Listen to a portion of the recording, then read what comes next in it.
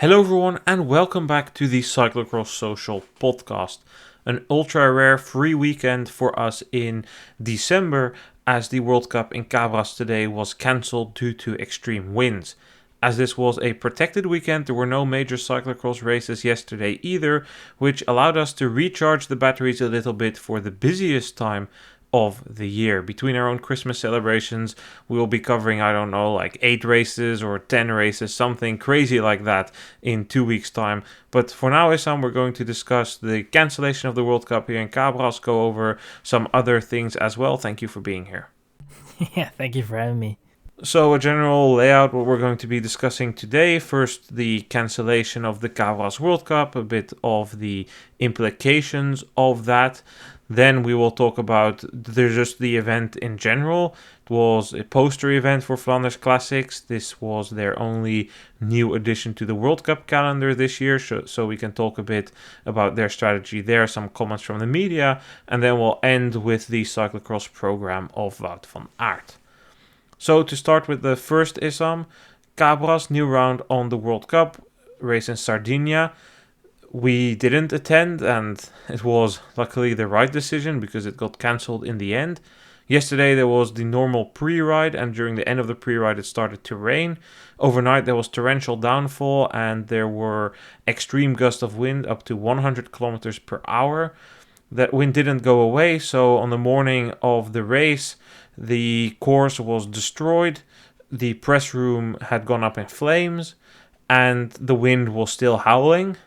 So eventually they cancelled the race, which in my opinion was the only right decision. This was clearly too extreme, too risky for spectators and riders. Yeah, it was for sure the right decision, and it's great to see that the safety is still a factor that is quite important for the organizers and the riders, and it's good that they came swiftly, I guess, on the day itself to the right decision. And I've seen some of the footage, and it didn't look great. So I think that it didn't really have a choice. I guess it was quite clear the barriers not being able to to stand on their place, and it was just a mess. So the weather didn't allow any sporting event, I guess, to take place in those circumstances, and it was the right decision. So there's not much we can say about that. Postponing the race until tomorrow was not an option due to logistical constraints. Only thing I kind of wonder is, couldn't they have done it yesterday? The weather forecast did indicate a bad storm was coming. It didn't really predict it to stay for today as well, but then I immediately also realized maybe if it was in Belgium and there was no race the day before, you could have said, well, we should do it on the Saturday. But here there was this charter arranged from the organizers, and we can talk a bit about that later, but logistically everything was planned. It's on an island. Everything was set for the Sunday, and of course you can just say, well, too bad for the spectators, we'll refund them or whatever. But the riders, the equipment, the mechanics, some of them arrived on Saturday morning, and then to tell them, well, you're racing in the afternoon, that's a bit too short of a time frame. So I understand how that worked in the end. Everyone loses out, Issam. Let's go over a couple of the parties. Maybe first the riders. The riders that get to vocalize their, well, not necessarily complaints, but their concerns about the financial loss are the big ones. So it's the team managers, Mette Penning and Nijs, talking about how much money their team loses because they don't get any exposure but made the investments. It's Helle Iserbyt and Maaike van Toerenhout who talk about the implications for this on their World Cup classification. They hope to gain points here, good course for them, they invested money. But honestly, these riders will recover some. The real losers here are the smaller riders, the ones that aren't on the big teams. The ones like Pem Hoefmans and Bloemen Kalis, two Dutch riders that were selected because so many other Dutch riders didn't go. They invested probably over 1,000 euros into this. This was likely their only opportunity to race a World Cup this season. Those riders, the ones that you don't see in the media, those are really the real losers in my opinion. Who anticipates something like this, I guess, and it is especially if you really want to get something out of this. Obviously, racing a World Cup has its criteria, and especially if you're Dutch or you come from Belgium, it's obviously going to be a little bit more difficult to participate. So yeah, it's obviously for them it was almost a golden opportunity for the lack of riders that wanted to go, and those are definitely some of the riders that feel this more financially than a Van Turnhout or an Iserbyt. I think that those guys, I have to say in defense, in a way, they didn't complain in a way that I would say that it was disastrous for them, but obviously they had the question marks, and it's understandable because for them it's also an opportunity wasted.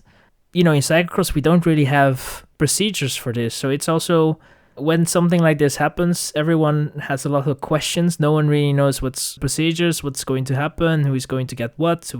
It's for a lot of these parties that are involved, it's a guess of what's going to happen. I don't know contractually what could be done for riders and other parties involved, but yeah, it's obviously for the riders not great, and the ones that did not even plan to start, yeah, for them it's obviously a benefit because they are training in Spain or elsewhere, and for them it's almost like a bonus.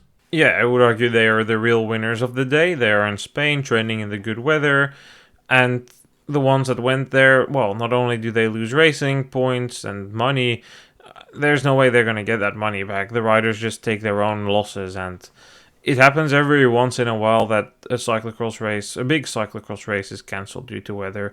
Every year one of them gets cancelled, but roughly every 4 years there's a big race that gets cancelled. 4 years ago it was Merckxplas due to a storm. 4 years before that it was the World Cup in Kokzijde due to a storm as well. It's usually the wind, else it's floodings or something like that, but it's just unfortunate that now it happens to one of the most logistically challenging races. It's on an island, it's quite far away for most riders, it's not cheap to get there. You take your bikes and equipment in the plane or on the ferry. It's after Dublin, so for a lot of teams that's extra financial hit they need to take in.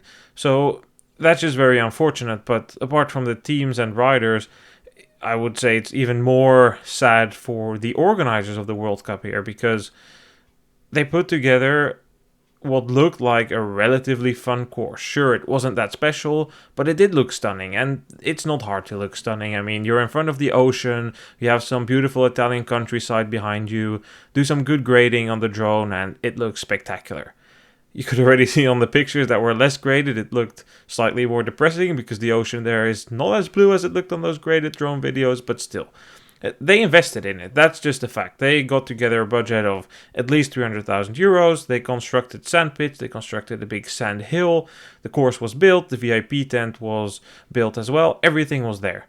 And then for it to be cancelled in the first edition, which is the worst time it can happen, they have no financial reserves. That's really tough, and I can only hope that this isn't the last time we go to Cabras. I would like to see a race on this course. It's maybe not special, but they deserve something out of it. They took a risk, they took a chance trying to promote the region for cycling. And it's just sad because this could easily be the end, because I read in the paper that they needed a couple of thousand fans to break even. Now they got nothing out of that, so hopefully the money can be found to avoid a loss and it returns next year. Yeah, absolutely. I think that it is for them a big disappointment, of course. And the losses that they have to endure right now is going to be huge, because obviously you never take into consideration that a race is going to be cancelled. As you say, it's common that it happens once or twice a year. It's not something you can count on as organizers, and I think that it's a tricky situation for them in terms of how they are going to recover from this financially. I think maybe Flanders Classics is also a party in this. Who knows what they will do in terms of trying to help in terms of the financial losses and soften the burden a little bit, but it is it's obviously not great, and I think that for the organizers it's just you got to swallow the pill and move on and try to get it on next year. I think that is for them probably the main focus, but that's a little easier said than done. The only hope for them is that they have some sort of event insurance that can give them a refund to some degree for this, but many times it's not necessarily because of wind or whatever, so I'm a bit skeptical. The final stakeholders, well, apart from, of course, the fans and the media, etc., losing out, the significant stakeholder is Flanders Classics. They went all in. Can I say that is some? Can I say they went all in? I feel like I can, because they were all over the media this week. Unlike for Dublin, they had Thomas van der Spiegel, their CEO, give an interview. Chris Mannaerts, their head of cyclocross, giving interviews. They arranged a charter flight from Belgium to Sardinia, which was filled with riders, mechanics, and also a bunch of journalists. They arranged that prominent sports outlets in Belgium were there. Biggest newspapers, Het Nieuwsblad and Het Laatste Nieuws, both had heavy hitters there. Stijn Vlaming, who's their big anchor for sports, was there. Sporza had people on the ground. That was way more than in Dublin. I didn't really see many, or any actually, of that level reporting on the ground there. So for them, this was a flashy event. They say to be fighters for international cyclocross. And just like with Val di Sol in previous years, this was really, in a weekend, an event that should have been able to stand out and show, hey, we are serious, this is successful. And they worked hard with those very nicely looking promotion drone videos ahead of the week, but then eventually it turned into a nightmare for them. A nightmare. Well, that's one way to put it, I guess. It's they definitely they put more effort into their social media and exposure, and Sporza was flown in early, or at least they were there as well to have a preview lap in and try to give an impression of what we could expect. And Flanders Classics did the same thing, and I think that they were very proud of the event. I think there is somewhat reason to it, because it was a new race, and it was also in some ways a very interesting location, something that we don't really see that often in cyclocross. So I think they had quite some reasons to be a little bit more, to at least showcase it a little bit more and be more active. But I feel that if you compare it to the way they had their exposure in terms of Dublin, it felt like Dublin was like the sun that they don't really want, but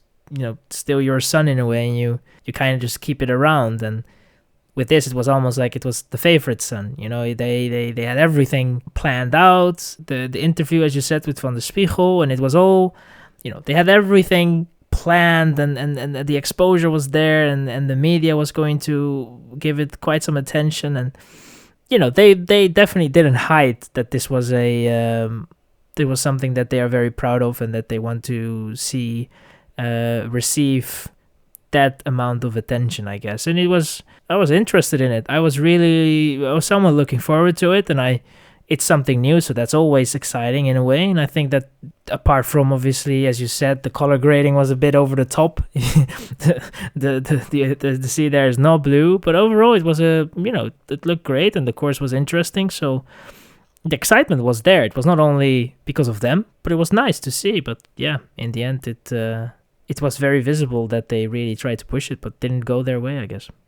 Yeah, and I don't really blame them for the overly color-graded videos, because they do their best to make it look as great as possible, and you want it to look warm, and I get it. I also graded those Dublin videos, so it looked a bit less grey than it actually was. A bit better picture for the people looking at home for the reels I made. And I made many this week. I think I rushed out nearly 30 in the past weeks across all my clients. So, yeah.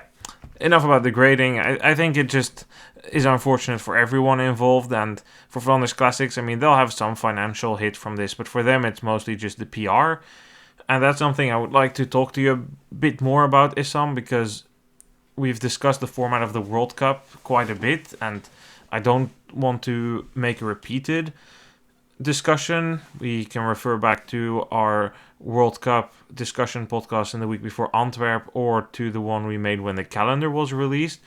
But there were some new things here, Issam. So First of all, what did you think about going to Sardinia? Is this the way to promote cyclocross in the regions outside of the Netherlands and Belgium? What did you think of the course? What did you think of the venue? Do you think it would have been an addition and just the strategical decision to go there? I think that the idea behind it wasn't terrible.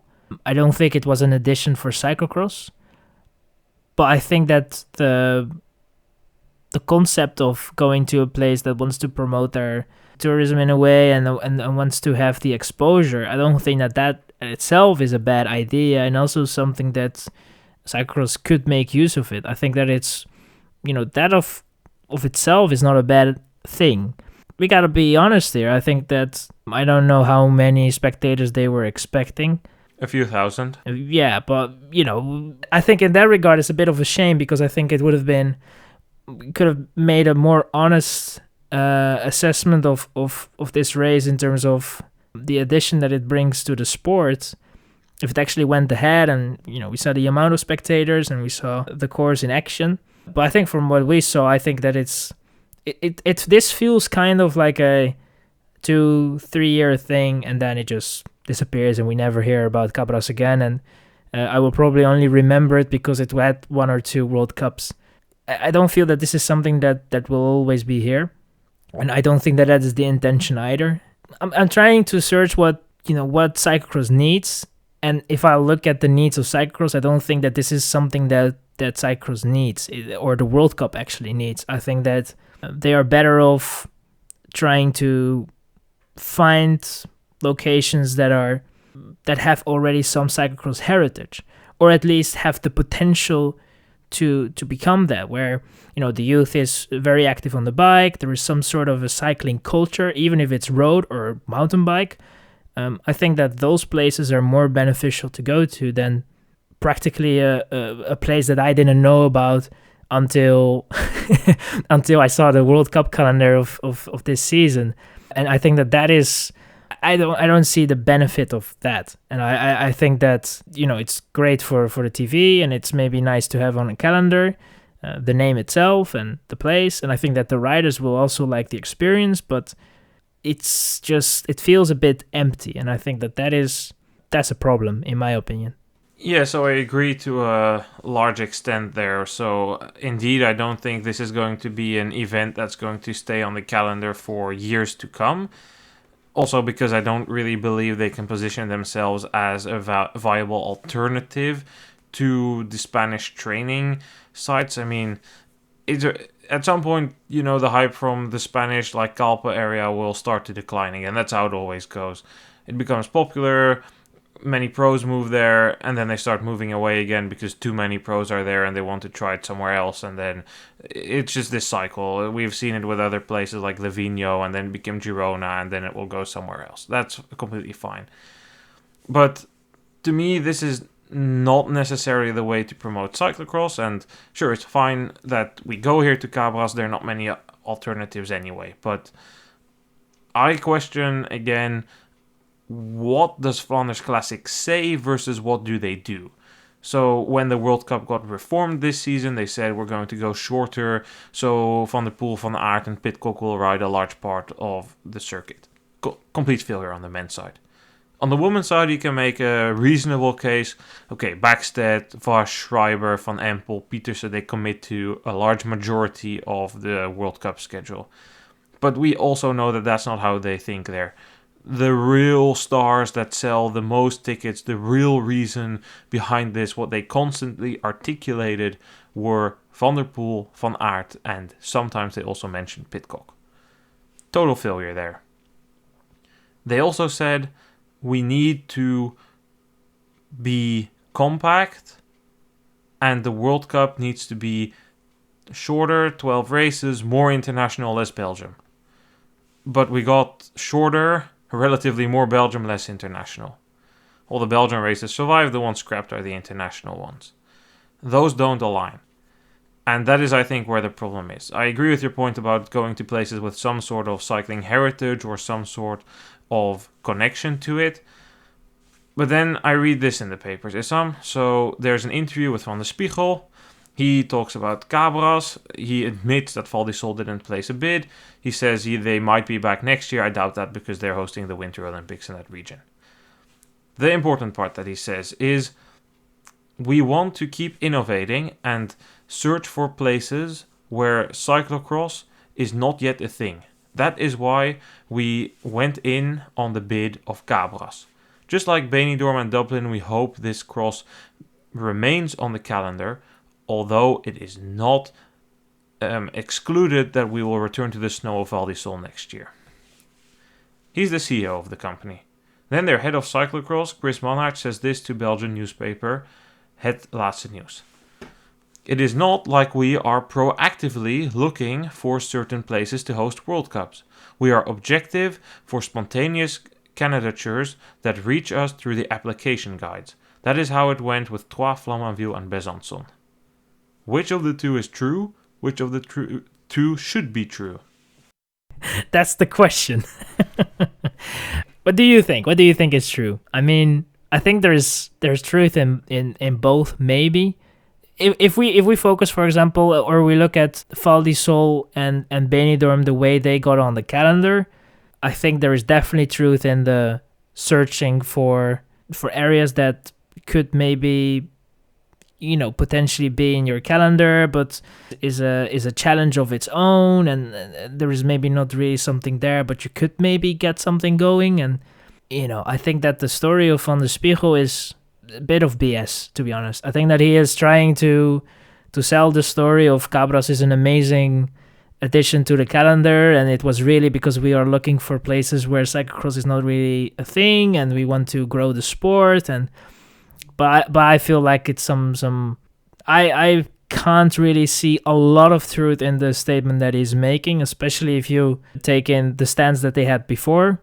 And it worries me in a way, because obviously it would be nice if you have some sort of consistency in the ideas, perspective and philosophy of a leading company in the sport. I think that they have a very important role. I think the most important role, to be honest. They have the most important classification, I would say, with all the respect to the XCO and the Super Prestige. But I think that the World Cup is obviously the most prestigious classification at the moment. It holds the name of the UCI. And then to come up with the inconsistencies that they have, I think it's big trouble. and it's a bit worrying, and I don't know if that line continues to be set, and if Van der Spiegel comes with this story now, and maybe next year we hear a new story, or they say that where they are at right now is a great place or whatever. It's just going to be difficult to grow the sport somewhere, because if you're just content with where you're at the moment, I don't think that you have the ambition to get anywhere. And I think that is an issue, and that can hold the sport back in a way. Right, so I agree with you that Van der Spiegel is just promoting the event in Cabras. That doesn't mean I think that the comments from Mannaerts are right. So Van der Spiegel has consistently been saying for the past 3-4 years that his vision to grow the Cyclocross World Cup is through city marketing, and that it is through going to countries that have a connection to cycling or where you can revitalize cyclocross. So, for instance, their idea to go to Munich was a clear idea of revitalizing cyclocross, because we've had cyclocross world championships there. His idea to go to London and also Benidorm, those were real ideas of, okay, these are countries where cycling is popular, let's bring our product cross to the people, and they will turn out in big numbers, which worked with Benidorm, but ultimately London completely collapsed. So, what is the truth here? They did seek the location of Cabras. The World Cup calendar, don't forget, was delayed by months. The calendar wasn't ready. They might have had some sort of intention from Cabras, like, oh, we can maybe do this, some weak signals of interest, but it wasn't ready at the time that they wanted to publish the World Cup. First it would come at the World Championships, then it would come at the end of the month, around Omloop with Nieuwsblad, then that became the Tour of Flanders, and then it eventually came somewhere during the Ardennes Classics, closer towards the Giro. It was somewhere in April. So, Clearly, there was a hiccup, and we already discussed it extensively. The calendar was not finished. They had trouble meeting the internationalization quota set by the UCI. Val di Sol didn't bid, which Van der Spiegel admitted, and they needed an alternative, and that couldn't be in France, Netherlands, or Belgium. It needed to be somewhere else to meet the quota.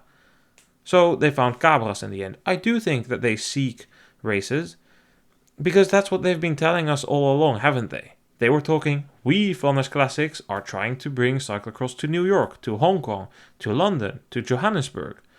They sought to go to Val di Sol because they wanted a snowcross. They sought to go to Benidorm because they wanted a cyclocross race where everyone was training. They are architecting things, but I think Mannaerts is trying to be a bit more diplomatic there.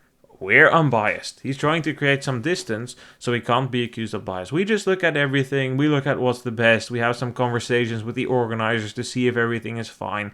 But really, we are the governing body. We don't seek anything. You just put in your bid and we'll see it. I don't believe any of that. I think Flanders Classics is very involved with everything because Maasmechelen, that is another race they founded, something they came up with very late during one of their COVID seasons when they needed a last-minute replacement for Rukve.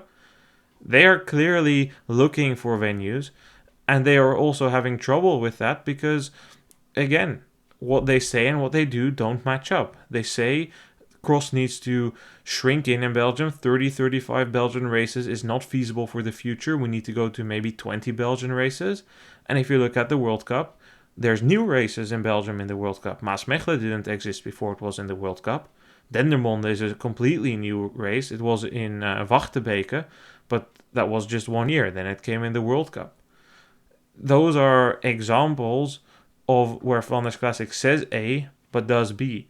Less in Belgium, more international reality. More in Belgium, less international in the World Cup this year. And next year, you already know what it's going to be, Issam. We discussed it last week. Hulst goes out, Tabor comes in, Besançon goes out, and then instead we go to Flamanville. That's your World Cup schedule right there. And they're going to say, oh yeah, step by step, we're going to be growing. We have one more country than last year. We're just going to keep doing this, slowly but surely. Slowly but surely. Slowly but surely we are failing on our goals. Oh my goodness. Yeah, it's you put it well. You put it perfectly, to be honest. I think that there is not much to add on that regard. I think that I think that the problem that they have is that they're maybe a little bit strangled by, coming from Belgium and being in that Belgian environment in a way, and that sometimes maybe doesn't really help out the situation. I think that, for example, with Maasmechelen, they needed a venue, then they were able to get a venue done in no time, and that's because it was in Belgium. That's because they knew the organizers. It was done in a heartbeat, and that's something that you cannot really do if you would go for a race outside of Belgium and also in the Netherlands, but especially outside of Belgium, it already becomes a little bit more difficult.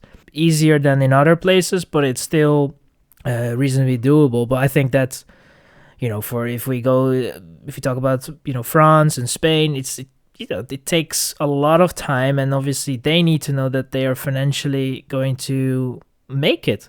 I don't know if it's the effort that is an issue. I don't know if it's just a philosophy problem and not really wanting to do it. But it's obviously not great for the sport, I guess. And it almost feels like Flanders Classics is holding us back. But then maybe we have to ask ourselves, who else could take this over? I don't really think that I don't have a replacement in mind that could do a better job than Flanders Classics at the moment. Or a bad job, it is the way you want to put it. But I think that's obviously a problematic situation that we are in, because I don't think we can find something that is better than Flanders Classics at the moment. Well, we've been over this before as well, right? So there's obviously a conflict of interest, and Flanders Classics pays a very high fee to the UCI to organize this, which immediately also rises the costs to organize. It's just the simple economic introduction of a middleman. So instead of the UCI doing this and them just setting a fee, they now pay Flanders Classics pays money to the UCI to organize the World Cup, which means that Flanders Classics needs to take a cut on the World Cup, and then instead of the money directly going to the UCI, it goes to Flanders Classics. So it eventually still ends up at the UCI, but there's now a middleman who takes a share, which immediately increases costs to organize in the World Cup. It's the same when you buy shoes, like if you buy it at the Rick and Mortal retailer, then it's just you pay it to the middleman who's paid it to the company itself, whereas if the company can sell it directly to you, they can make a bigger profit or they can sell it for a lower price because there is no such middleman. It's just basic economic theory there. And I'm not going to say that the UCI needs to take back control over the World Cup, but to end this segment, in my opinion, I've said it before, this format is no improvement from the format we had in the pre-COVID era. The idea of we have 9 World Cups back then, there were 3 in Belgium, and then I think there was 1 in the Netherlands, or maybe 2, but the rest was elsewhere. That's probably more of a World Cup than this, especially because we also had American races in that. But that was more of a World Cup than this, because the World Cup has been expanded, and whilst Flanders Classic said they wanted to expand the World Cup to go to more countries, the reality is it's been expanded and we've had more Belgian races. And why is it so tight? And why is there so much complaining from the Belgian race calendar? Because their calendar is more packed than it was 5 years ago. There are more new races. I just mentioned Maasmechelen and I mentioned Dendermonde, but there are more. And if there's more races and the World Cup takes up more dates, it's even tougher. So that's ultimately where I see is the pinch point.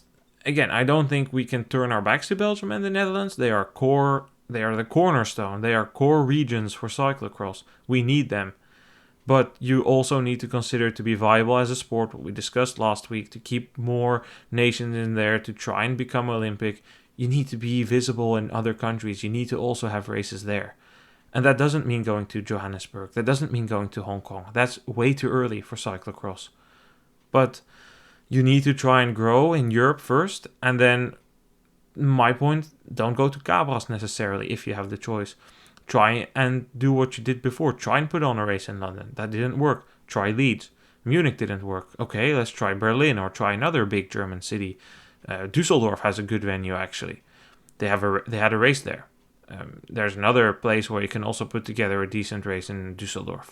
Like, if you try those things, I think that's a more viable way to grow your product, grow the number of spectators, grow the interest for your sport than what they are doing now. So, to just completely end this, back to the what's true, what did Mannaert say, what did Van de Spiegel say? I think they were definitely seeking organizers. I think they quickly realized that they were overshooting those comments in the media from Johannesburg, Hong Kong, New York City. They realized they were shooting way above their league. They needed to become a bit more humble last year, renegotiate their contract with the UCI, cut the number of races because they couldn't meet the internationalization quota. They still don't have many other options. Again, I'm angry that Flamanville isn't in there, but that's where we are right now. There is not that much. Flanders Classics is probably trying to seek something, and they're just a bit more humble now because they spoke louder than their actions for a number of years now. That's pissed people like me off, and I'm definitely not the only one. So my best guess is they're taking a more humble approach now. Then, we are about 35 minutes into a podcast about a race that's been cancelled, which is quite impressive. But then, let's move, because there was more big news this week. Issam, Wout van Aert announced his cyclocross program, a very compact schedule, just 6 races, no championships. He is going to be starting in Mol on the 23rd of December, Loenhout 27th, Gullegem 4th of January, Dendermonde 5th of January, training camp in Spain, Benidorm World Cup on the 19th, and then the week before the World Championships, he races in Maasmechelen. He says, I will approach this season with a great love for the sport. After my crash in the Vuelta, I needed to take enough time to recover. There were some reports in the Belgian media that he had some sort of setback in his recovery, that things in running didn't go good. your thoughts on his schedule and just a general sense of what he's done and where he will come into this season.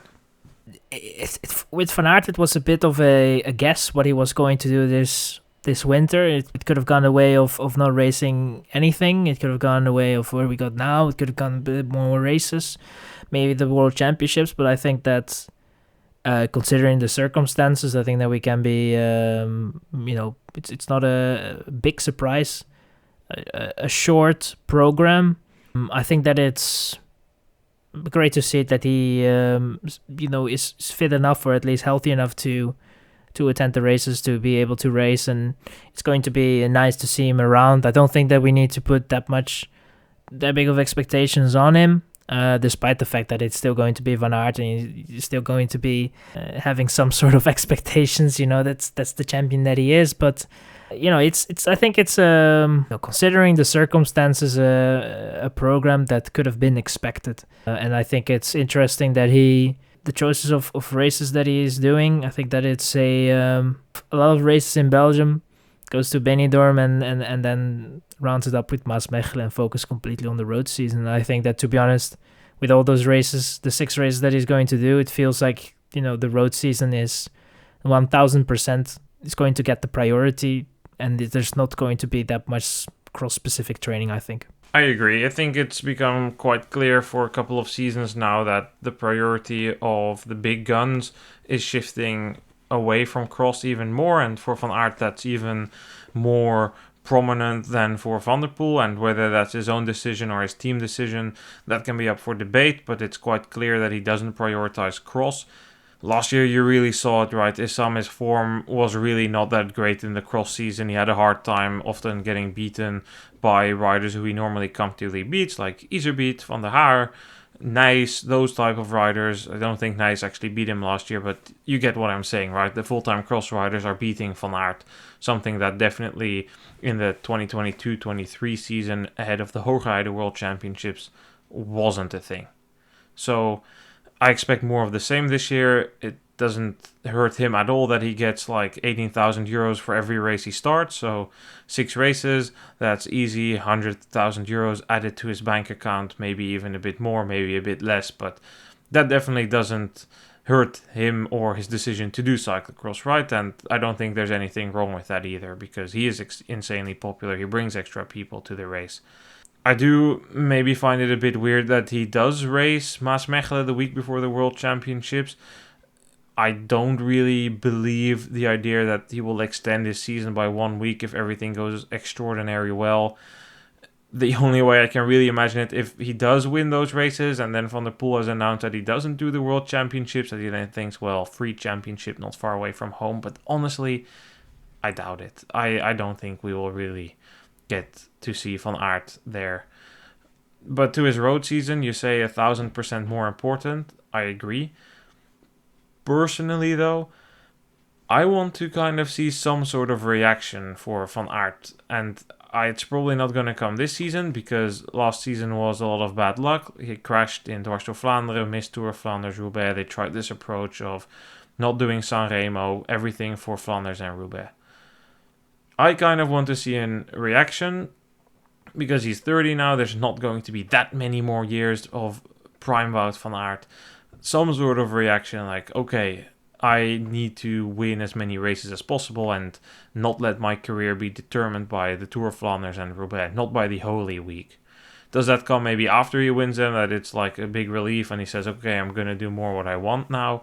I don't know, but if you look at his palmarès, Issam, it's underwhelming for a rider of his quality. He was won Sanremo, but if you hear him like talk about the races, it's Flanders and Roubaix, and the team, Flanders and Roubaix. What does Strade Bianchi mean to a rider like Wout van Aert? What does another Sanremo mean to a rider like Van Aert? Personally, I'm getting a bit fed up by that, because yes, he has a ton of Tour stage wins, but really his Classics palmarès is underwhelming. And okay, he's like ticking the boxes. He wins Omloop, he wins Kuurne once, he wins E3, etc.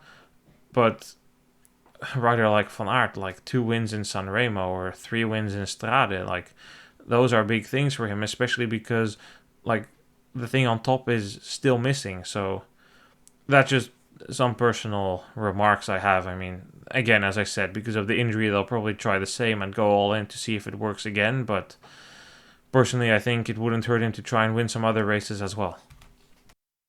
He's from Belgium, so it means you're not a real Flandrien if you don't win Paris-Roubaix or Tour of Flanders. And I think that for him, he probably feels that gap as well. And I totally agree with you. I think that I recall Van Marcus saying something in his later stages of his career that he that he regretted the fact that he was very picky in his races and tried to put the focus completely on the double Tour of Flanders Paris-Roubaix. And I feel that Van Aert, despite the fact that he doesn't do it to that extent, still makes some choices where, with races, not riding certain races, that he has a solid chance of winning. For him, it's just a struggle because he wants to win a Tour of Flanders, he wants to win a Paris-Roubaix, and I totally understand that in a way, and I think that he definitely, it's just a difficult situation he is in. But I totally agree with you. I think that skipping a Sanremo to be good at a Tour of Flanders, I don't think that Sanremo will hurt your spring season that much. And as you said, he's at an age right now that it's, the time is ticking. But we have seen crazy things in road cycling. If you're able to reach the age of 37, 38, and you're still able to race, it doesn't mean that you're completely done. You still have a sort of a chance. So, I hope that he's just going to be able to come in a very good form, doesn't have a lot of bad luck, and has a fair chance of winning, because that would be great to see. Well, let's hope that we will still see Van Aert race Cyclocross World Championships at some point in his career. But yeah, hopefully. Maybe he will go to Ostende or Hulst or both, or Ostende. I don't know when he plans to retire. Maybe he retires after the Winter Olympics with cyclocross in it. Maybe he doesn't. It's too much speculation now. We should probably wrap it up. There was actually some cyclocross racing this weekend.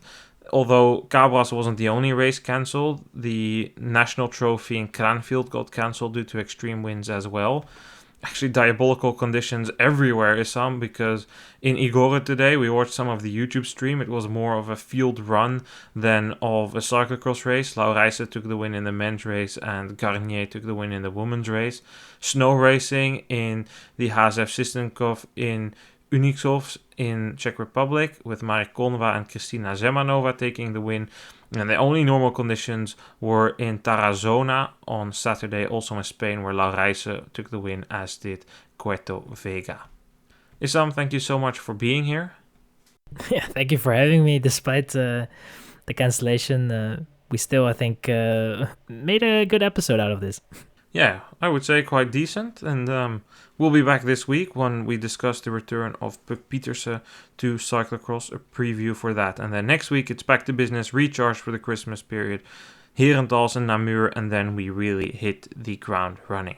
Thanks everyone for listening. Thank you again, Issam, and see you guys later this week. Goodbye.